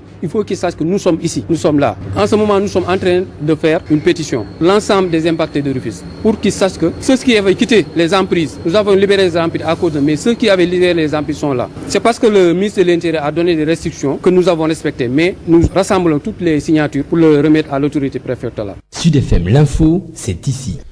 L'info, c'est aussi la lutte contre la propagation du nouveau coronavirus. Le préfet du département de Saint-Louis a sorti un arrêté portant interdiction de rassemblement et de baignade sur les plages dites hydrobases et salsales durant les journées du 14, 15 et 16 août de cette année 2020. Cela entre dans le cadre de la lutte contre la propagation de la Covid-19 et compte tenu de l'affluence souvent notée durant la journée du 15 août sur ces plages précises. Le préfet rappelle que tout manquement aux dispositions du présent arrêté est passible des peines prévues par les lois et règlements en vigueur. Propagation de la Covid-19 à des proportions de plus en plus inquiétantes. L'heure est grave, alerte le sous-préfet de l'arrondissement de Grand Dakar. Seule une approche communautaire peut vaincre cette pandémie avec la présence d'un relais communautaire dans chaque famille selon le préfet. Le sous-préfet Mamadou Mbacké Fall, il compte sillonner l'ensemble des communes de son arrondissement comme les Sicap Liberté 1, 2, 3, 4, 5, 6 et 6 extension, de même que les communes des HLM et Maris pour l'installation du comité d'engagement communautaire dans le cadre de la riposte contre la Covid-19. Mamadou Mbacké Fall, sous-préfet de l'arrondissement de Grand Dakar avec Adam John. Nous avons commencé effectivement depuis plus de 2 semaines une tournée dans les quartiers qui consiste à mettre en place des comités d'engagement communautaire. L'heure est très grave pour nous. L'heure n'est pas à négliger du tout parce qu'à l'heure actuelle, les cas augmentent et on a vu qu'au début de la pandémie, il y avait une approche médicale, d'accord, très correcte, très bien gérée par le niveau central, mais le ministère a décidé depuis 1 mois et quelques de décentraliser la lutte. Et en ce sens, il a instruit tout le commandement territorial, notamment du département de Dakar, à monter ce comité d'engagement communautaire quartier par quartier pour que les populations puissent elles-mêmes la lutte, en faisant d'abord en posant des actes de sensibilisation, mais en conscientisant leurs concitoyens. Si déjà, dans un comité de 10 personnes, chacun parvient à conscientiser 10 autres, ça fait déjà 100. Parmi ces 100 personnes également, si chacune conscientise 10 autres personnes, ça fait déjà 1000. Mais nous, ce que nous avons prévu, nous, c'est d'amener les gens à avoir dans chaque maison une sentinelle qui va s'occuper vraiment du respect des gestes barrières. C'est-à-dire, nous voulons que dans chaque foyer qu'on ait un correspondant qui va veiller sur le respect de ces gestes barrières, mais qui va également recevoir le message du médecin et qui va entretenir sa famille sur le fait. Ce qui fait que nous espérons qu'au fur et à mesure, durant ces périodes de vacances, en mieux sensibilisant avec les jeunes et les ASC, nous aurons dans chaque maison vraiment une personne sentinelle qui sera notre correspondant et qui va nous faire le feedback pour le respect de ces gestes barrières, qui fera que quand on se retrouvera également en communauté, dans toutes les maisons, on a respecté ces gestes et nous pensons que ça peut porter quand même ses fruits. À l'instant, le sous-préfet de l'arrondissement de Grand Dakar, Mamadou Mbacké Fall. L'Église célèbre ce 15 août la fête de l'Assomption de la Vierge Marie. L'Assomption, encore appelée dormition chez les orthodoxes, atteste que Marie n'a pas connu la corruption du tombeau après sa mort, mais a été transportée au ciel, corps et âme. Une fête qui sera célébrée différemment cette année, compte tenu de la pandémie de Covid-19. Marie-Rosalie Ndiaye. Fêtée chaque année le 15 août, la célébration de l'Assomption de la Vierge Marie remonte au 6e siècle, mais le culte a été établi vers le 9e siècle à l'église entière. Les explications de l'abbé Alphonse Biramdour, curé de la paroisse Saint-Paul de Grand-Yoff. Ça signifie tout simplement l'honneur que l'église rend à la Vierge Marie, qui, elle, a été élevée corps et âme au ciel. Il faudra faire la distinction cependant entre l'ascension et l'assomption. L'ascension qui signifie l'élévation du Christ au ciel et l'assomption qui signifie que Marie, elle, a été enlevée du terme assumere du latin, a été enlevée au ciel, corps et âme, par grâce particulière et par don particulier de Dieu. C'est pour cela que les chrétiens, comme les orthodoxes d'ailleurs, eh bien, célèbrent cette fête. Chez les orthodoxes, l'on parlera de dormition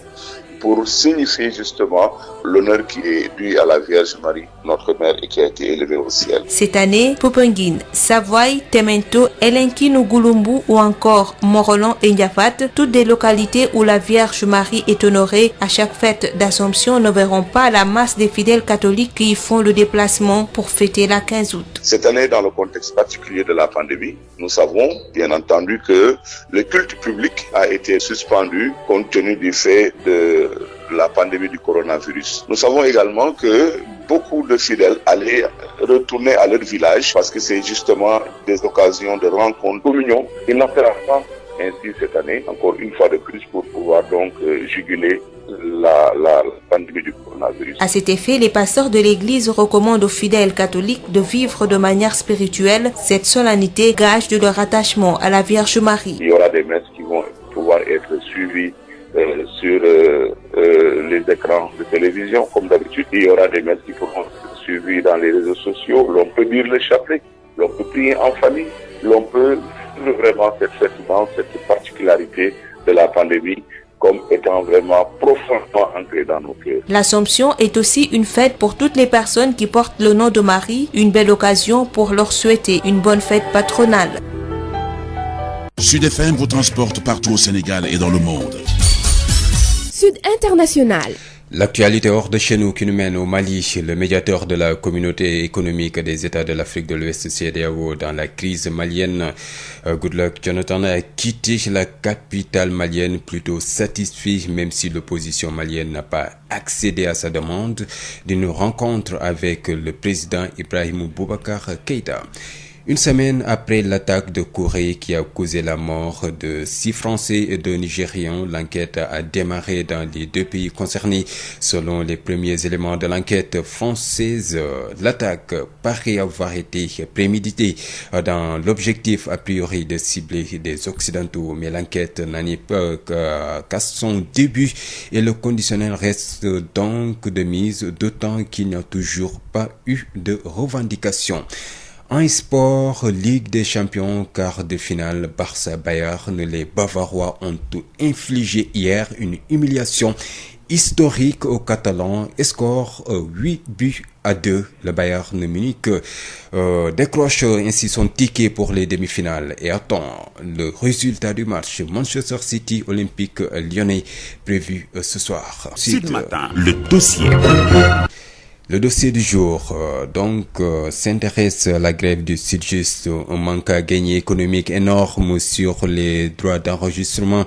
des bailleurs qui peinent à expulser leurs locataires faute d'ordonnance de décision de justice, tension entre avocats et clients à cause des reports des audiences, des professions libérales qui n'arrivent plus à percevoir leurs honoraires, la grève du Sud-Just avec ses lots de préjudice surtout sur les populations est passé par là. Un dossier sur les impacts de la grève réalisé par El Hadji Moussa Thiam. Ce n'est pas le grand russe habituel des autres jours devant le tribunal de grande instance de Pikine-Guédiawaye.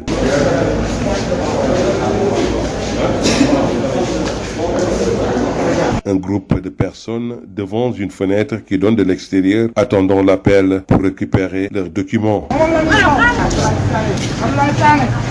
Un autre groupe de personnes assis sur des bancs publics sous un grand hangar aménagé pour le confort des usagers. 2 personnes sortent du tribunal, documents à la main, pressant le pas. Ils viennent de bénéficier des services du tribunal.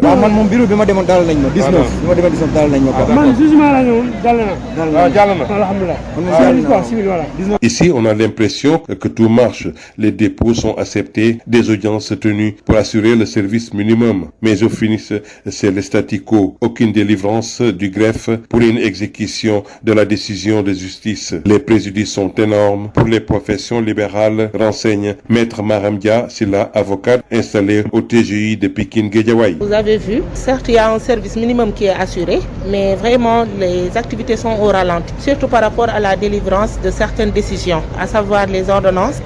d'expulsion et même les jugements. Et donc, sans ces décisions-là, il est difficile d'exécuter donc les décisions de justice. Et sans l'exécution, nous, en tout cas, avocats, ça nous bloque. Cette situation a crispé la situation entre les clients et leurs avocats. Les audiences qui font l'objet de plusieurs renvois à cause de la grève a exacerbé la colère des clients, révèle la robe noire. Ils sont peu tendus parce que il y a certes certains clients qui peut-être sont au courant de la grève, mais il y a certains qui parfois n'arrivent pas à comprendre, surtout quand les enjeux sont là, quand les intérêts sont là, quand il y a une urgence, c'est pas facile quand même. Outre les préjudices subis par les populations et les avocats, la grève du SYTJUST a encore impacté sur la profession libérale, comme les cabinets d'huissiers qui n'arrivent plus à exécuter une décision d'expulsion faute d'ordonnance. Les bailleurs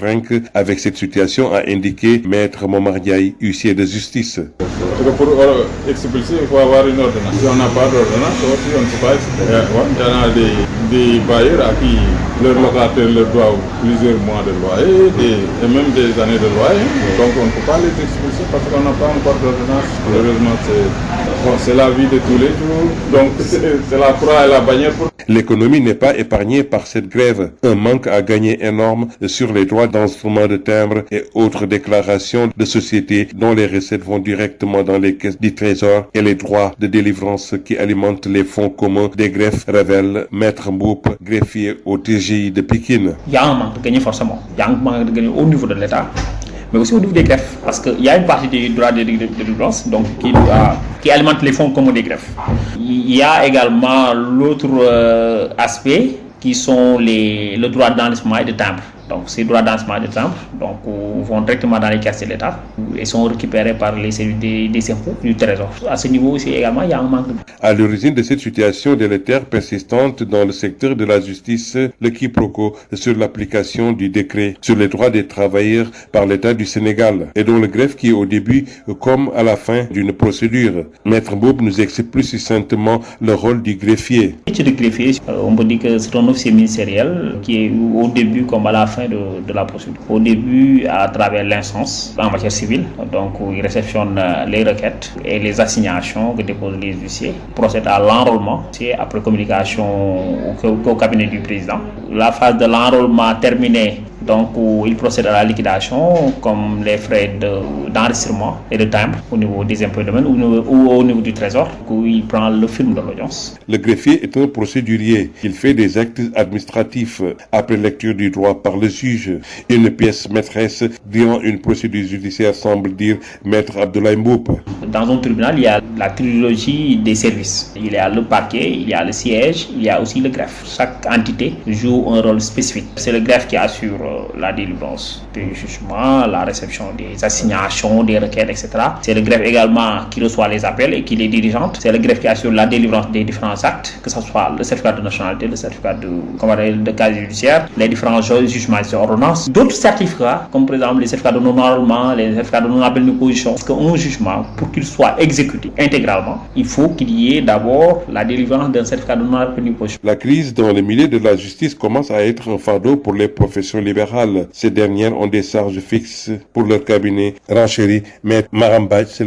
l'avocat qui espère pour décrispation de la situation de crise. Grâce au recouvrement, donc aux décisions que nous obtenions, donc que nous exerçons nos activités, que nous gérons nos cabinets, c'est grâce donc au recouvrement que nous parvenons donc à gérer les charges de nos cabinets parce qu'on a des charges, on a un cabinet, on a un personnel à payer, il y a des factures, il y a un lourd préjudice qui est là. On est tous bloqués, c'est très dur actuellement, oui. Mais bon, on espère que donc il y aura une solution sous peu. À cela s'ajoute la pandémie de la Covid-19 qui a paralysé en partie tous les secteurs, déplore l'huissier de justice Maître Momar Ndiaye. Mais cela va de soi.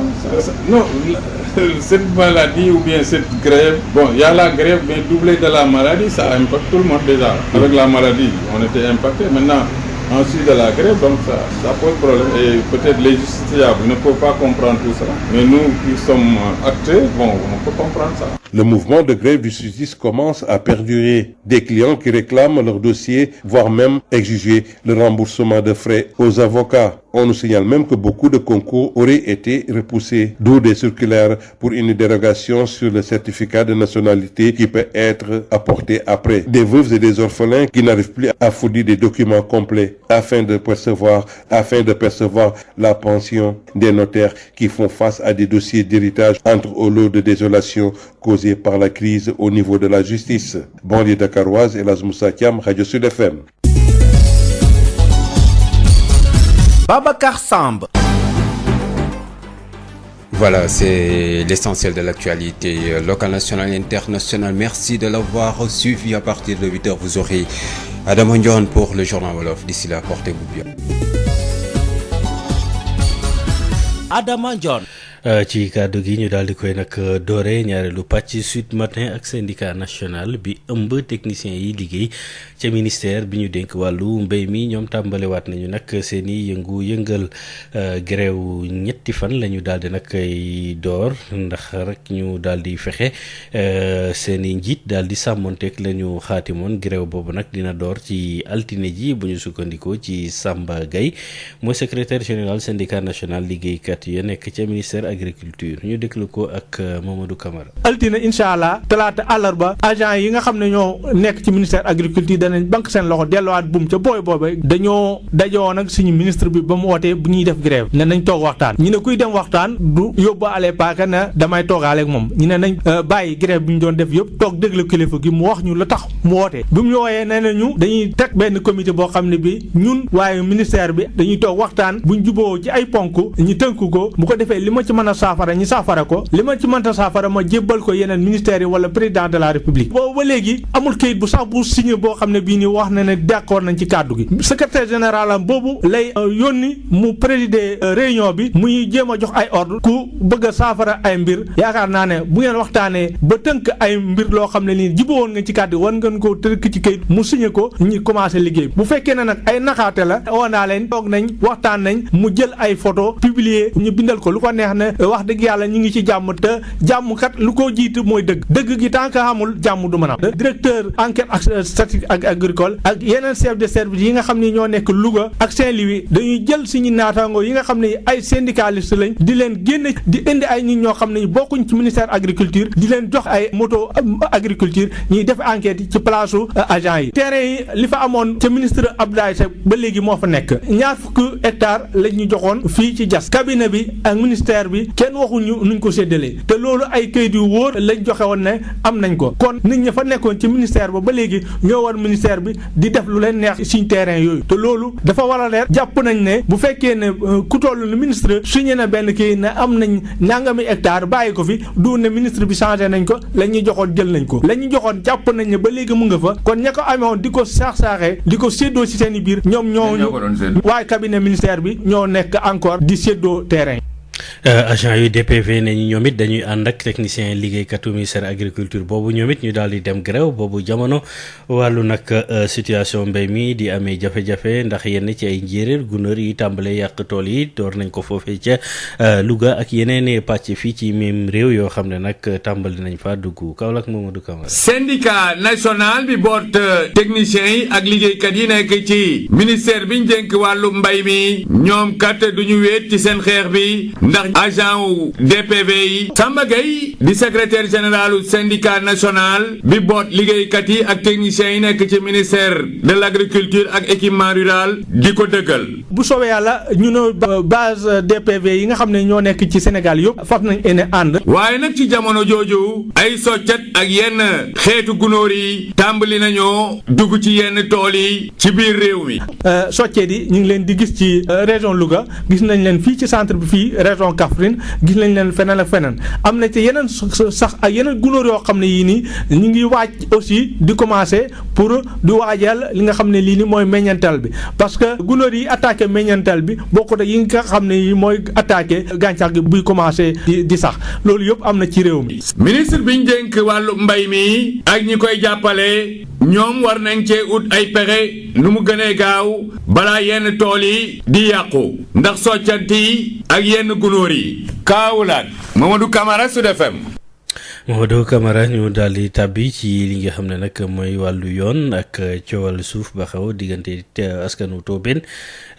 ñaar fukk ak ñaari ndaw yu ñu daal di nag déféré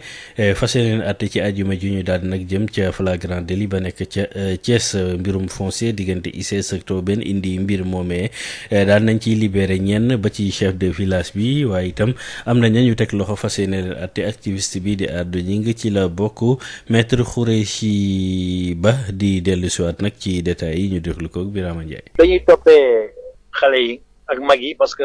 ñaar fukki ak ñaar yi am na ci ay mag yu am juróom ñaar fukki at juróom ñeent fukki at ak juróom ñeent et cetera wax dëgg yàlla am na ci ay mag te mag yi nag heureusement met nañ jox nañ leen liberté provisoire parce que ñoom ñëpp dañ leen di àtte ajuma bi di ñëw. am na ay xale itam yi nga xam ne amaguñu fukki at ak juróom-ñett ñu wax mineur. mais nañ leen ñoom tam liberté provisoire te bu seen acte d'état civil yi ñëwee lundi pour wane ni effectivement ay mineurs lañu. bon dañ leen di toppee maanaam ay gaañ-gaañ yi ñu def ci gendarme yi ñëwoon di def seen liggéey ñu leen di toppee rassemblement illicite maanaam dañu taxaw def groupe yi nga xam ni kenn autorisé wu ko def attroupement ñu ngi leen di toppee incitation à la rébellion ndax ñoom dañu ne dañuy décider jëngu xeex ak nguur gi xeex ak ñi ko taxawal parce que décision yi ñu jël neexu leen bon lii yëpp di ko indi mooy problème foncier bi am diggante ICS ci suuf yi mu bëggoon yokk pour usine am yi suuf yooyu impacté village yi ñu xam village yu Mbengeen di village yu Tobène village yu Kicaan ñoom dañ doon discuter ci li ñu leen di jox ndàmpaay état bi proposé leen ak ICS proposé leen ku nekk 1,5 million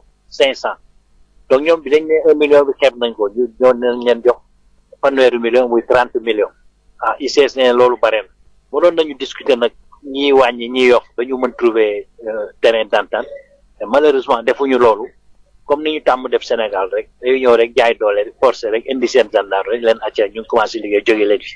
te xam nga tam loolu neexul sa toolu cosaan ci période bi ñu nekk nga xam ne ci nawet bi ñëpp soxla nañu seen suuf pour mën ci suturlu leen di génne évidemment mën nañu comprendre réaction population yi bon dañ leen convoqué nag mais xaar ñu ñëw seet nañu ci loo bi ñuy soxla woon ñu dem jëli leen seen kër yi yóbbu leen parce que bi loolu amee mënuñu ràññee kan ak kan moo def lan ak lan waaw parce que loolu di jox imputabilité ndax ay village yëpp yu jëngu ñetti village population yëpp wàcc di xeex ak gendarme yi yéen ngeen ñëw seet ci ñaar fukk ak ñaar nga ni ñii la dafay doy waar ak ñetteel bi nga xam ne mooy xale bi ñëwee ardo ñi moom activiste la bu dëkk Tivaouane d'ailleurs bu ñu tàmm jàpp ci affaire internet moom ñu ne tam dafa def incitation à la rébellion ndax loolu dafay nekk ci page Facebook am di def ay live ay audio di wax nit ñi wàcc leen jéngu leen dem leen jàmmarloo ak ñii muy incitation à la rébellion waaw donc loolu mooy situation dossier bi ñu jàpp ni le 21 maanaam ñaar fukki fan ak benn ci weer bi août incha allah di ajuma ci lañ leen di àttee tribunal Thiès. coowal su soosu daal di nag wëy ba askan wa fare ca Dougar ñoom ñuy daal di interpeller pouvoir public yi ci li jëm nag ab opérateur privé bi nga xam ne nag ak taxawaayu armée bi dañ ko bëgg a jagleel ay pàcc yu yaatu ci ay nag suuf foofee loola waral nag ñoom ak seen i cabinet ba leen di xeexal ñu daal di génn amal ci ak ndaje taskatu xibaar yi ne ñu bu fekkee ne daal dettu ñu gannaaw ci suuf yooyu ñuy daal di caxat-caxate ñoom it dinañ amal ab rassemblement daal di wàcc ci mbedd yi Denisia Samb. Dougar sonn na ci suufam gu ñuy caxat-caxate saay su nekk gannaaw projet logement sociaux bi dugg ci seen gox waaye tamit ay boo yoo xam ne dañu ko jox ay opérateur privé ba mujj bi waa Descos toj fa yenn kër bi lay yoon nee nañu duñu nangu nag opérateur privé bi di pick-up amal fa ab lotissement. Diop Ndour présidentu cabinet CRCI di xeexal waa Dougar moo wax ci seen tour. pick-up na génn ci suufu jàmbur dëkk ba mu nekk moomu ko na dem fañ ko joxoon mooy fa malaisiens yi nekk ci entrée dëkku jam ñaajo boo xoolee ci sa gauche fi gendarmerie bu bees bi nekk fa lañ leen joxoon nañ dellu fa ñu nekkoon kenn mosu leen a jox après 2 kilomètres. président nan lay waxee tey génnee décret ne leen fii lañ leen jox ci entrée Diamniadio ñu def la leen neex créer seen décret bopp mooy glisser de 2 kilomètres dem ci gannaaw gannaaw hôpital des enfants muy Dougar ne fa la ñuy nekk. en plus de surcroît des étrangers ay marocains yoo xam ne nii boo demoon Maroc di nga fa am suuf wala ñu jox la fa suuf amul. askan wi jàpp ne nag lu ëpp tuuru te mbir mi sax ñàkk respect lay nuru tax ñu ne nag na fa armée ba jóge. armée na jóge ci village Dougar amul dara luñ fay def foofu la fa nekk waa Dougar ñoo ko moom Massamba moomul Mademba moomul amul privé bu ko moom te ña fa nekk la ñu moom dafa am ay këyit yu leer. nañu bàyyi suufu jàmbur yi nañu bàyyi jaay doole bi ñuy jaay doole population bi waa Dougar sonn nañ lekkatuñu nelawatuñu ba seen xel dal ndax bés bu ñuy xëy di ñëw di daaneel seen i kër 6 heures du matin la ñuy wàcc ñu nekk ak fitna boobu ak coono boobu di ko dund bis bu yàlla sax amul ku ci nelaw ba yandoor ndax bés bu nekk ñu menacé leen d' expulsion bés bu nekk ñu menacé leen de déguerpissement ak de démolition léegi loolu nag na dak li ñu bëgg mooy na armée génn ci dëkk bi Dougar ñoo moom seen suuf nañ leen bàyyi ak seeni suuf. bu ko moyul dinañu wàcc nag ca bërëb ba wane seen bopp ci jamono ji nga xam ne nag ñu ngi tere rassemblement. Dougar Denisia Sambo pour Sud FM. Denisia ca la ñuy des ca Tëngéej ñaari at gannaaw ba nga xamee ne nag barab yi nekk ci wetu TER bi train express régional bi di jaar ña fa daal di nag jógee ci APIX war leen rek amal lam leen di fay nee ñu protocole ba ñu xaatimoon ba léegi am na ña daal di nag des ndax ci juróom-ñaari ponk yi benn rek lañ ci daal di nag sàmmonteel ba tax collectif bi di interpeller APIX ci li nga xam ne nag mooy la mu leen war loolu ko mooy pétition ñu ngi koy daal di nag amal ngir déposer ko ci préfecture daal di fësal seen i xeex yu suufal membre collectif bi ñu déglu ko ak Denisia Samb. collectif TER Rufisque yàlla dafa def ça fait 2 ans ngi nii ñuy xaar yu ñu digoon ba ñu jógee ba tey te kenn joxuñu ko bon 2 semaines nag avant tabaski ji dafa am ay xaw ma aide lañ ko tudde xaw ma lan lañ ko tudde mais dafa am ay xaalis bu fi génn muy 1,2 million ñu jox ko yenn famille te comme ñun bi ñuy def collectif dañ doon xeex pour ñëpp bokk ci bon ñuy laaj suñu problème mooy lu tax ñu jox ñi bàyyi ñi te bu dee jóg rek jóg kese la looloo tax na ñu newaat collectif bi fi nekkoon moo fi ne ba tey c'est vrai que 2 ans dañu defoon ay promesses moo taxoon ñu toog di xaar on était républicain parce que dañ toll jamono joo xam ne pour ñun xeex ak xulo waratul am ay points yu bari lañu waraloog ñun points yi bokk na ci fonds de vulnérabilité apparemment li ñu joxe nii nee nañ fonds de vulnérabilité mais ñun dañoo jàpp ne bu dee fonds de vulnérabilité la tudd ça doit servir à tout le monde kon ñëpp ñoo ko war a bénéficier mais ñu jox ñi bàyyi ñee ñun ñi nga xam ne dañ jiite woon collectif bi suñu am nee ñu ko dégg ñoo xam ne bokkuñu dañuy foog ni ci ñun la loolu taxoon ñu jógaat ne nañ jóg wax ko ci presse bi pour ñu xam ni dépendre ci ñun waa nañ laaj waa APIX ñoom ñu wax ñu lan moo tax ñu jox ñi bàyyi ñee nee nañ fonds de vulnérabilité bi lañ toll mais depuis 2 ans bi ñu jógee ñun ci kër yi ba tey parmi les points yi ñu joxoon defe naa fonds de vulnérabilité boobu rek moom moo ci génn te on a attendu 2 ans sans tambour ni trompette ñu jox ñi bàyyi ñee retard de paiement am na ñoo xam ne ba léegi kenn fayagu leen fonds de relogement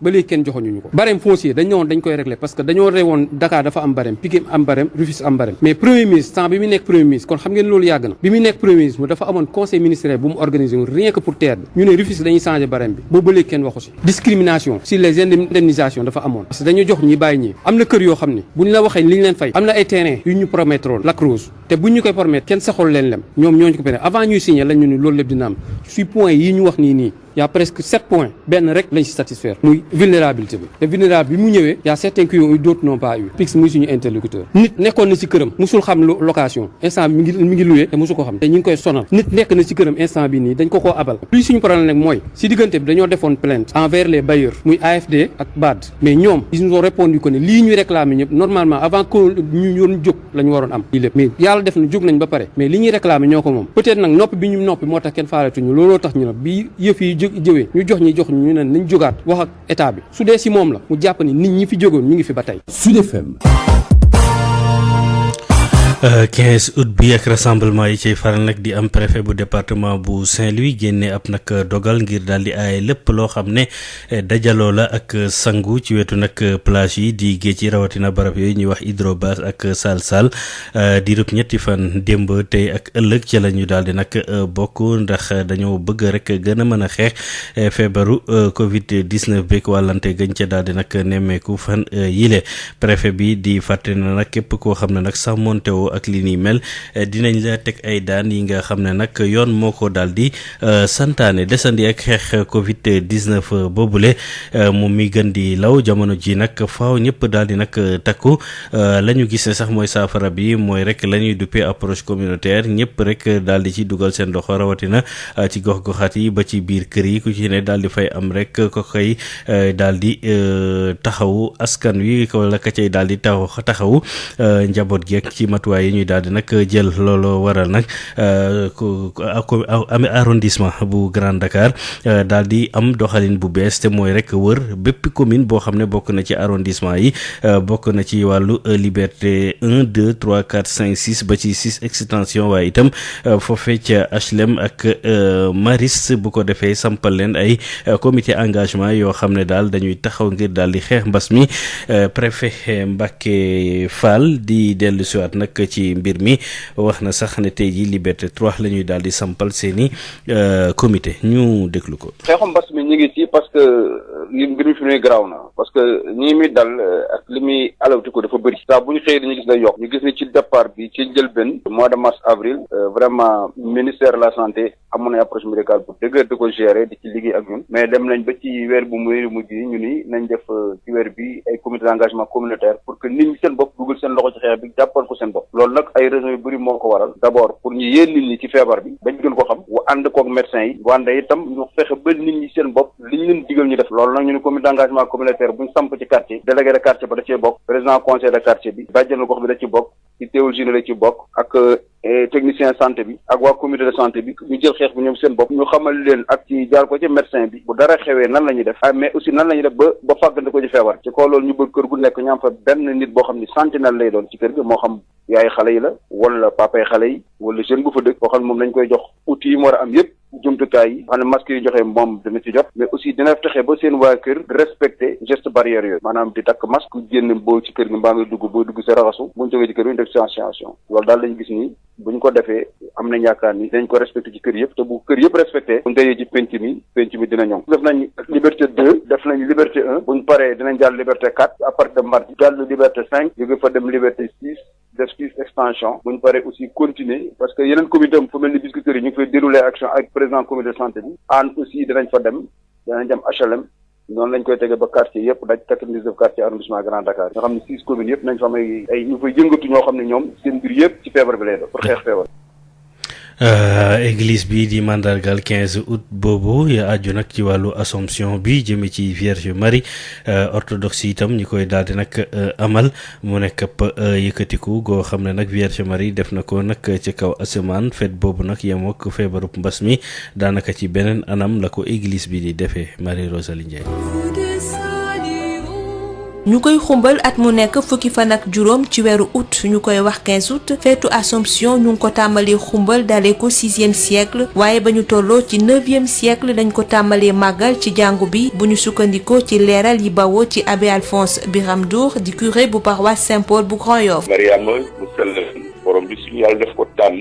teg ko fu mu tegul benn jigéen moo tax ci kàddu malaaka ga daf ko ne maa ngi lay nuyu yow mi nga xamante ni fees yiw ci bëtu yàlla ci kanamu yàlla barkel nga ci jigéen ñi ñëpp te ki nga ëmb barkel nag addu Élisabeth looloo waral aussi ñu jàpp ni ñun chrétien dañ ko war a sargal dañ ko war a ekkati Assomption nag li nga xamante ne moom la ñu war a kumbal nag wax dëgg yàlla mooy Mariama mi nga xamante ne borom ñi suñu yàlla ekkati na ko ak jëm-jëm ca asamaan ba mu nelawee da ko yàlla jëlee ci suuf yëkkati ko ca asamaan kooku mayeen yàlla la kumpale ci suñu njëmu chrétien. bërëb yi mel ni Popenguine Savoie Temento Elinkine wala Gouloumbou Morolan ak Ndiafate di ay bërëb yoo xam ne dañu fay sargal Mariama mu sell mi saay suñuy màggal feetu Assomption du gis ndiiraan nga fa daan daje at mu nekk bu ñu dee màggal 15 août. chrétien yi tàmmoon nañu di dem ci bërëb yooyu ngir dem ay waxtu ay bés ñaan Mariama mu sell ñaareel bi mooy ñu bëri dañ doon jógee ci dëkku teeru yi daal di dem ci seen dëkk ya fa nga xamante fa lañ cosaano daal di fekkee fekk boobu waaye ren bi ak mbas bi nga xamante ni moom moo xew nga adduna bi suñu mutineer sax ekkati nañu kàddu ne nañu dàkkal xeetu ndaje yi yëpp. moo tax kilifay jàngu bi di woo njabootu catholique yi nekk fii ci Sénégal ñu dund ci anam yi gën a sell ci seen xol ak seen xel feetu Assomption bi nga xam ne day firndeel seen cofeel ci Mariama mu sell mi. li koy dundee ren moo di ku nekk mën na jax parce que di ñaan Mariama ngir mbas mi la jógee fi njëkk ku nekk mën nay fekkee nekk nga xamante ni dañ ko jàng jaare ko ci télévision bi te Papa François tudde woon ko communion spirituelle lëkkaloo xel ak xol ku nekk mën na def tali fa mu nekk itamit ngir mën a bokk ci li nga xamante ni moom mooy njulite bi ñu war ci waxtu bi. feetu Assomption nag daf di feet boo xam ne at mu nekk bu ñu koy màggal ñëpp ñi nga xam ne seen tur dafa am Marie dañu leen di sargal di leen souhaiter bonne fête patronale.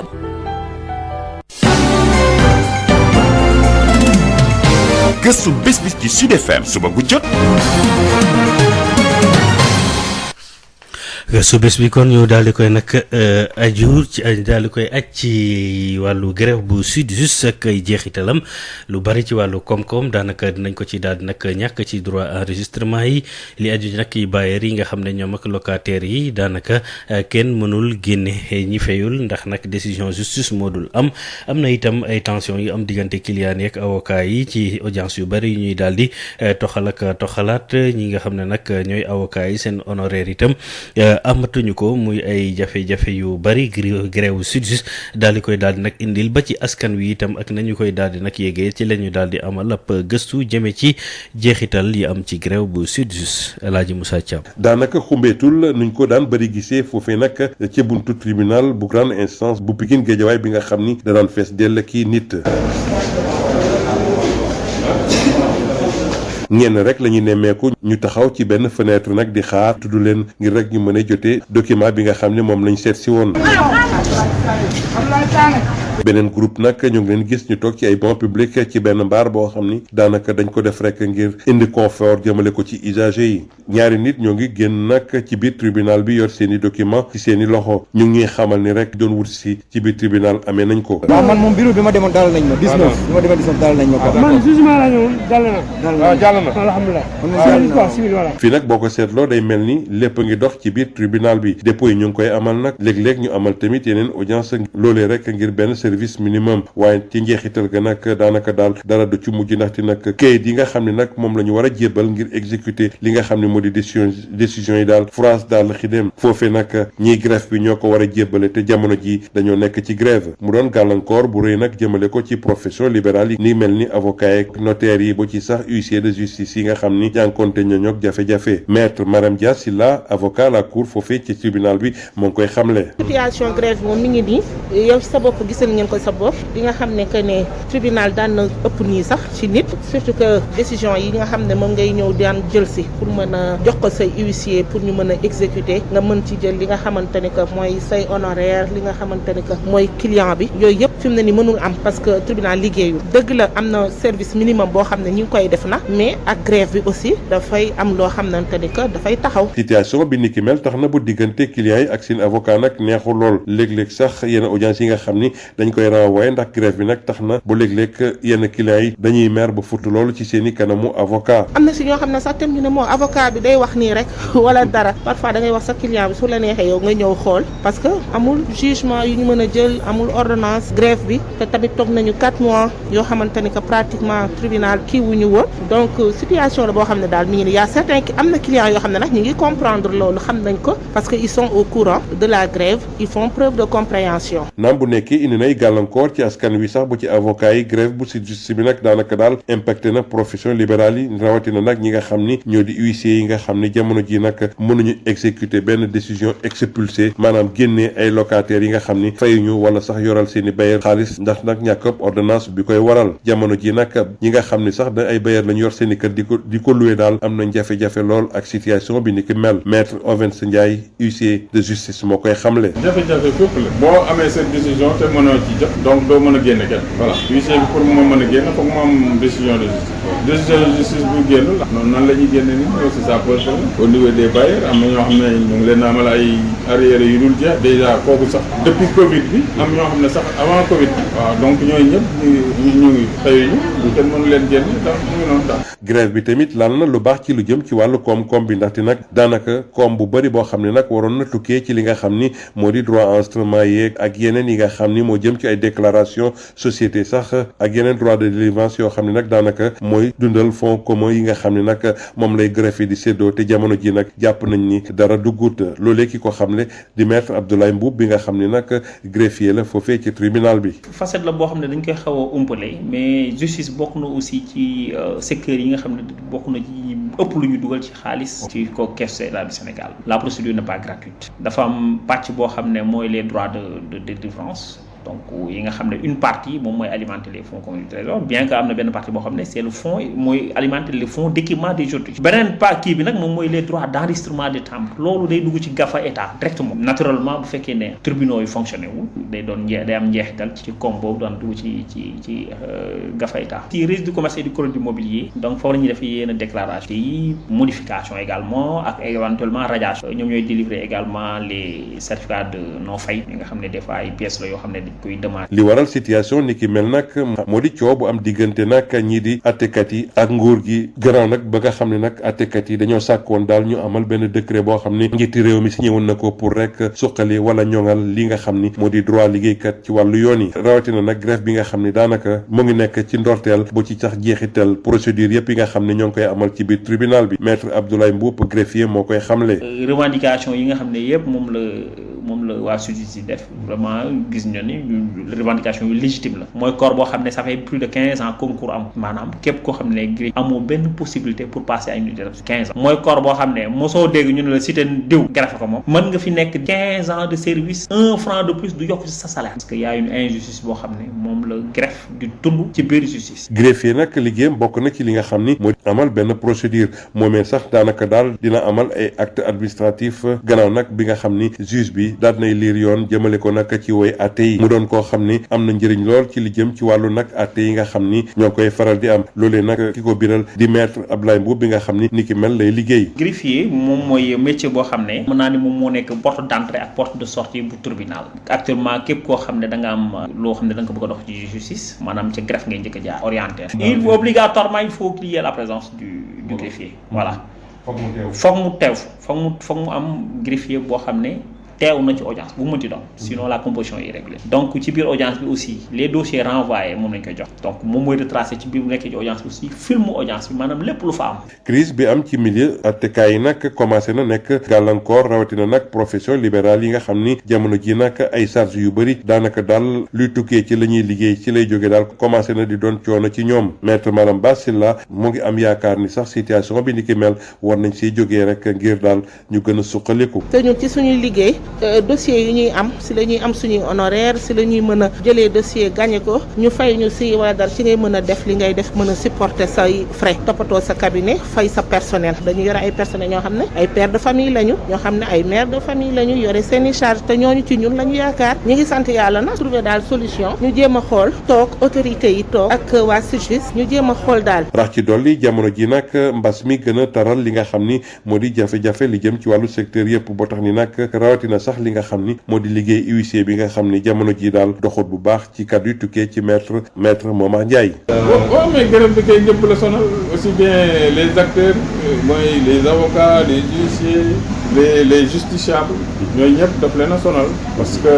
problème la pour nga maintenant accéder au niveau de la justice pour nga mën a am say documents pour nga mën a am say ordonnances pour nga mën a enrôler yooyu yëpp ay problème la yoo xam ne dañ ko jànkonteel fi mu ne nii ba nga xam ne doy na waar. mouvement de grève bu SYGISIM nag commencé na di yàgg lool client yi sax léeg-léeg ñu daal di sàkku seen i avocat mu delloo leen seen dossier wala sax toftal ci xaalis bi nga xam ni moom lañ si jot a dugal jamono yële mel na ni rek concours yu bëri dañ ko mujj repousser wala sax ñu amal benn circulaire boo xam ne daal dañuy yombalal ñi nga xam ni dañoo war a indi certificat de nationalité te matewul ay ñi nga xam ne ay njirim sax jamono ji jafe-jafe la ñu monter seen i dossier ngir rek nag lu jëm si seen wàllu pension ñu mën leen koo fay. notaire yi jànkoonteeg ay jafe-jafe yu bëri kenn waxaale su ko mu doon ay gàllankoor yoo xam ne nag daanaka daal grève ñi nga xam ni ñoo yëngatu ci wàllu kër yoon daal indil na ko askan wi. El Hadj Moussa Thiam joti xibaar yi fii ci Mali Dakaroise pour rajo Sud FM.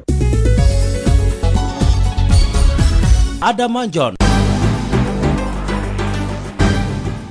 mbokki xarit yi fii la ñuy yem ak yéen ci wàllu Sud Matin xibaar yi ci yaatal midi ak benn waxtu di daal di nag amaat 9h xibaar yi ci tënk buñ ca noppee seen émission loo ci xam ak El Hadj Moussa Thiam jaajëfal bu baax a baax Pape Lay Dieye moom la ñu àndaloon ci sottandikukaay bi mbokki xarit yi ñuy déglu gërëm leen sant leen ñaanal leen sàkku ci yéen ñaan ñu yendu jàmm.